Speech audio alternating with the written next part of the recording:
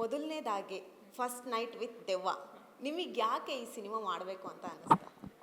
ನೀವು ಎಲ್ಲರೂ ಕೇಳಿದಾಗ ಫಸ್ಟ್ ನೈಟ್ ವಿತ್ ದೆವ್ವ ಅಂದ ತಕ್ಷಣ ಟೈಟಲ್ಲೇ ಒಂಥರ ವಿಭಿನ್ನವಾಗಿದೆ.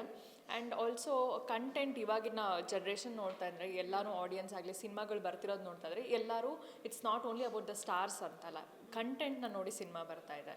ಸೊ ಹಾಗಾಗಿ ವೈ ನಾಟ್. ಆ್ಯಂಡ್ ಆಲ್ಸೋ ಈ ಒಂದು ಸಿನಿಮಾದಲ್ಲಿ ಹಾರರ್ ಇದೆ, ಕಾಮಿಡಿ ಇದೆ, ರೊಮ್ಯಾಂಟಿಕ್ ಇದೆ, ಆ್ಯಕ್ಷನ್ ಇದೆ, ಎಲ್ಲನೂ ಇದೆ.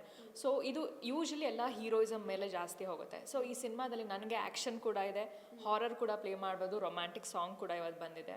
ಆ್ಯಂಡ್ ಸೊ ಒಂದು ಆರ್ಟಿಸ್ಟ್ಗೆ ಬೇಕಾಗಿರೋ ಎಲ್ಲ ಒಂದು ಕ್ವಾಲಿಟೀಸ್ ಆ್ಯಂಡ್ ಹಾಗೆ ಸ್ಕ್ರೀನ್ ಸ್ಪೇಸ್ ಕೂಡ ಸಿಕ್ಕಿದೆ. So I thought why not do it ಅಂತ. ಆ್ಯಂಡ್ ನಿಮ್ಮೆಲ್ಲ ಗೊತ್ತಿರೋ ಹಾಗೆ ಪ್ರಥಮ್ ಅವರು ಪ್ರಮೋಷನಲ್ಲಿ ಎತ್ತಿದ ಕೈ ಏನು ಕಂಟೆಂಟ್ ಸಿಕ್ಕಿದ್ರೆ ತಿಂದಾಕೊಂಡು ಬಿಡ್ತಾರೆ. So and also I thought okay promotion wise obviously content ಆಗುತ್ತೆ. ಆ್ಯಂಡ್ ಸಿನಿಮಾದು ವೆಯ್ಟೇಜ್ ಕೂಡ ಹಾಗೆ ಇದೆ. ಆಮೇಲೆ ಪಾತ್ರದ ಬಗ್ಗೆ ನನಗೆ ಟ್ಯಾಲೆಂಟ್ನ ತೋರಿಸೋಕೆ ಒಂದು ಅವಕಾಶ ಸಿಕ್ಕಿದೆ. So I thought okay I will do this ಅಂತ.